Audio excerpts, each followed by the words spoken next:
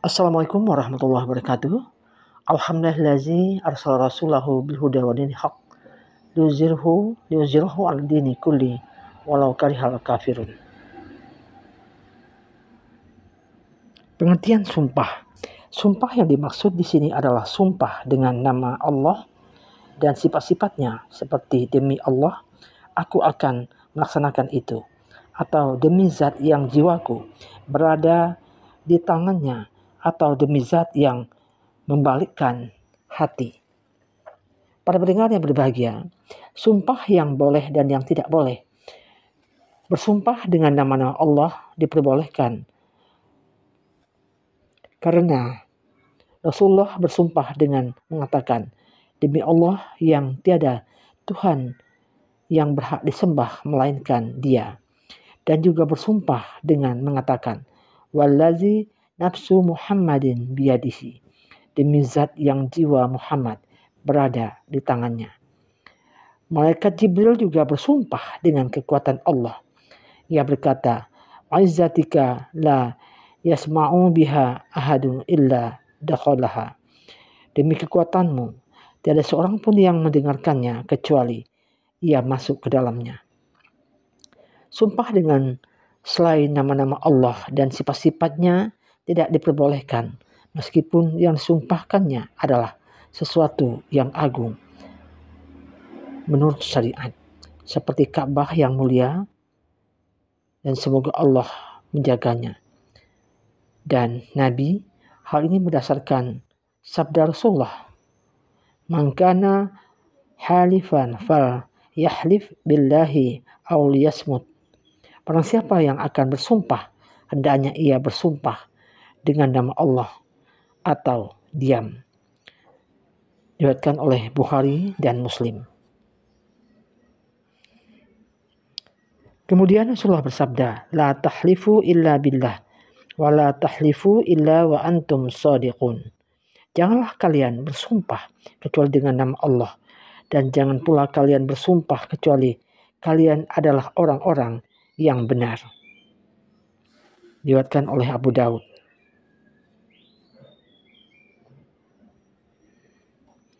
Kemudian Rasulullah bersabda, "Man khalafa bi ghairillahi faqad asyraka."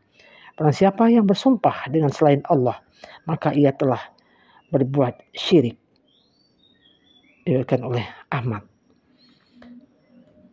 Dan Rasulullah bersabda, "Man khalafa bi ghairillahi faqad kafara." Barang siapa yang bersumpah dengan selain Allah, maka ia telah kafir. Diriwayatkan oleh Abu Daud dan Al-Hakim. Para pendengar, macam-macam sumpah. Sumpah terdiri dari 3 macam, yaitu sumpah palsu, bahwa seorang bersumpah untuk suatu kebohongan dengan disengaja, seperti mengatakan, demi Allah aku telah membelinya dengan harga 50 misalnya, padahal sebenarnya ia tidak membeli barang tersebut dengan harga tersebut. Atau ia mengatakan, demi Allah sungguh aku telah mengerjakannya, karena sumpah tersebut menjerumuskan pelakunya ke dalam dosa. Sumpah itu adalah sumpah yang dimaksud oleh sabda Rasulullah.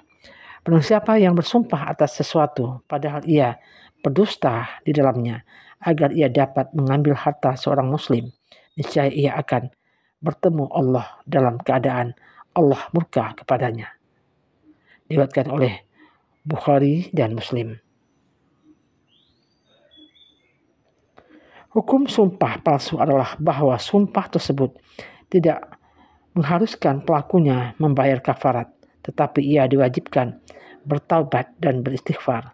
Alasannya adalah karena dosanya yang besar, apalagi jika diikuti dengan mengambil hak seorang muslim secara batil.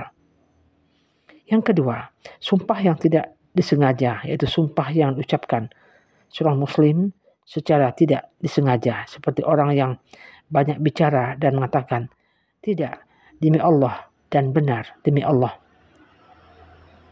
Berdasarkan ungkapan Aisyah, ketidaksengajaan dalam sumpah adalah ucapan seseorang di rumahnya tidak demi Allah, termasuk sumpah yang tidak disengaja, adalah seorang muslim bersumpah atas sesuatu yang ia duga demikian, tetapi dalam kenyataannya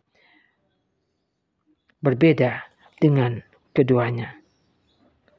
Berbeda dengan dugaannya. Para hadirin yang berbahagia, hukum sumpah ini adalah bahwa ia termasuk dosa namun tidak diwajibkan kafarat atas pelakunya. Berdasarkan firman Allah surah Al-Maidah ayat 89. La yu'ahizukumullah billaghwi fi aimanikum walakin yu'ahizukum bima aqadatumul aiman. Allah tidak menghukum kamu disebabkan sumpah-sumpahmu yang tidak dimaksud untuk bersumpah, tetapi Dia menghukum kamu disebabkan sumpah-sumpah yang disengaja. Yang ketiga, sumpah yang disengaja yaitu sumpah yang sengaja diucapkan atas suatu perkara yang akan datang, seperti seorang muslim mengucapkan demi Allah aku akan mengerjakan itu, atau demi Allah aku tidak berbuat hal itu. Ini adalah sumpah yang wajib atas pelakunya akan membayar kafarat apabila ia mengingkarinya sesuai dengan firman Allah surah Al-Maidah ayat 89. Walakin yu'ahizukum bima aqadtumul aiman. Tetapi Dia menghukum kamu disebabkan sumpah-sumpahmu yang disengaja. Hukum sumpah ini adalah bahwa orang yang mengingkari sumpah tersebut maka ia berdosa dan wajib atasnya kafarat. Tetapi jika sumpahnya benar, maka tidak ada dosa baginya. Perkara yang dapat menggugurkan sumpah adalah kafarat, dan dosa yang bersumpah dapat gugur karena dua perkara, yaitu mengerjakan perkara yang disumpahkan untuk dikerjakan dan meninggalkan apa yang disumpahkan untuk ditinggalkan, atau mengerjakan apa yang disumpahkan untuk ditinggalkan, atau meninggalkan apa yang disumpahkan untuk dikerjakan. Tetapi hal itu dilakukan karena lupa atau tidak sengaja atau dipaksa.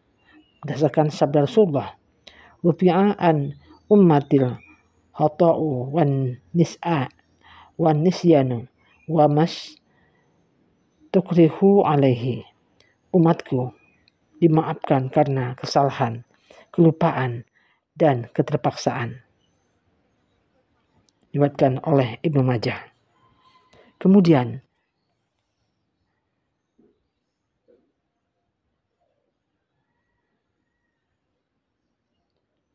mengecualikan keadaan ketika mengucapkan sumpah, seperti mengatakan jika Allah menghendakinya, atau kecuali jika Allah menghendakinya.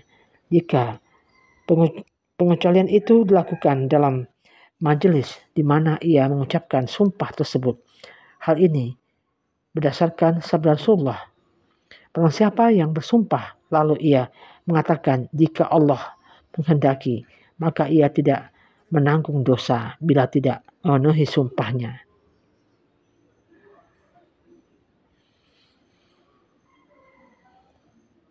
Maka jika ia tidak menanggung dosa, tidak ada dosa dan tidak ada pula kafarat atasnya.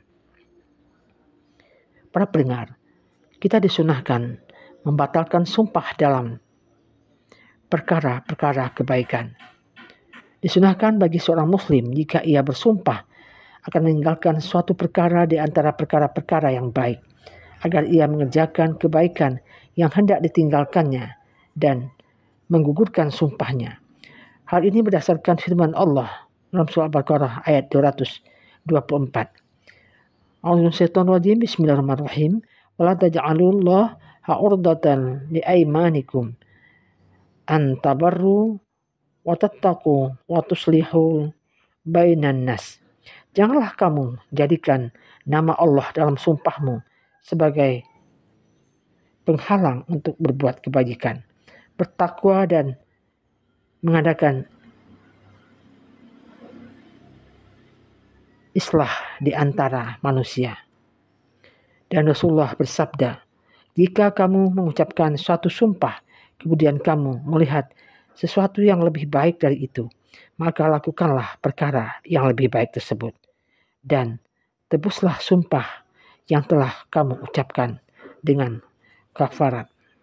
Diriwayatkan oleh Muslim. Kewajiban melaksanakan sumpah. Jika seorang Muslim bersumpah kepada saudaranya agar ia melakukan sesuatu, maka saudaranya tersebut wajib melaksanakannya apa yang dimintanya dengan sumpahnya dan tidak membuatnya melanggar sumpahnya jika memungkinkan baginya untuk melakukan atau meninggalkan apa yang diminta dilakukannya dengan sumpahnya. Ketentuan ini berdasarkan sabda Rasulullah kepada seorang perempuan yang mendapatkan hadiah berupa kurma, lalu ia memakan sebagian dan menyisakan sebagian yang lain. Kemudian perempuan yang memberikan hadiah tersebut bersumpah kepada yang diberi agar memakan sisanya, tetapi yang diberi menolak. Maka Rasulullah bersabda kepada yang diberi itu, "Abirriha fa inna isma ala muhannis." Lakukanlah permintaan yang dilakukan dengan sumpah itu, karena sesungguhnya dosa itu bagi orang yang melanggar sumpah. Para pendengar, sumpah bergantung dari niat orang yang bersumpah. Rujukan pengingkaran sumpah atau sebaliknya diletakkan pada niat orang yang bersumpah, karena semua perbuatan itu bergantung pada niatnya dan setiap orang mendapatkan apa-apa yang diniatkannya. Oleh karena itu, orang yang bersumpah tidak akan tidur di atas tanah, tetapi yang ia maksudkan adalah ranjang. Maka sumpah yang berlaku adalah sesuai dengan apa yang dimaksudkannya tersebut, yakni ranjang.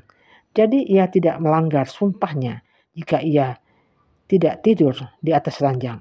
Kemudian orang yang bersumpah tidak akan memakai kain katun untuk baju, lalu ia memakainya untuk celana.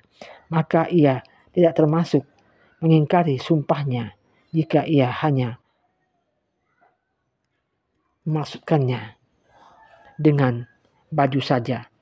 Tetapi jika maksudnya adalah segala pakaian, baju maupun celana, maka ia telah melanggar sumpah. Kafarat denda sumpah.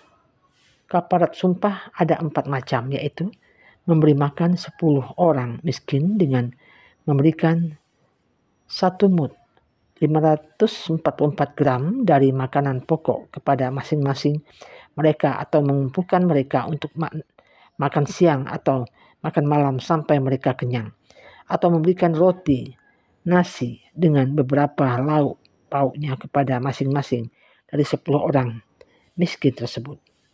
Kedua, memberikan pakaian yang layak dipakai untuk sholat kepada mereka. Jika ia memberikannya kepada wanita, maka ia harus memberikannya kepadanya beserta kerudung atau menutup kepalanya, karena hal itu adalah ukuran minimal bagi pakaian wanita yang dapat dipergunakan untuk sholat. Ketiga, memerdekakan budak yang beriman. Keempat, berpuasa 3 hari berturut-turut jika mampu.